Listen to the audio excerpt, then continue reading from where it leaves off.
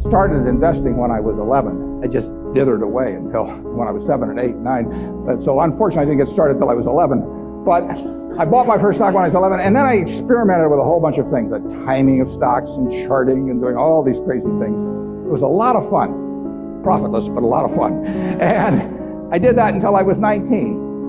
And I read all the books on investing in the public library, and I ate it up. It was fascinating to me, but I had no framework. I was just searching for something. I was hoping that little things on a chart would tell me something about what a stock was going to do. It was kind of crazy, but everybody else was doing it, so I figured I'd do it too. Sometimes you'd turn the chart upside down, it still wouldn't help. Then in 1949, I read The Intelligent Investor by Ben Graham. I'd never heard of him up till then. And there are really only 2 chapters in that book that are the key to it. But they set my philosophical framework for investing in 3 ways. They're so basic and so simple, it's hard to understand how they could be that important, but the 10 Commandments are simple. The first is that a stock is part of a business. I mean, you can't think of a stock as something different.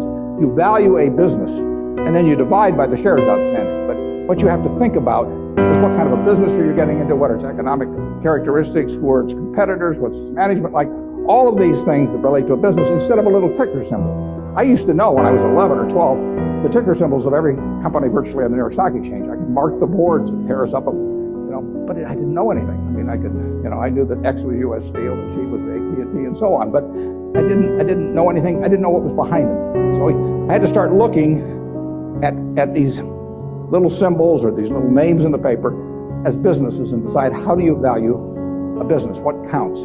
The second thing in the book is that Graham gives you a marvelous set point in terms of how the investor should react to stock market fluctuations. He talks about his mythical Mr. Market in chapter 8. And there's been no better thing written in terms of the investor's attitude toward stock prices.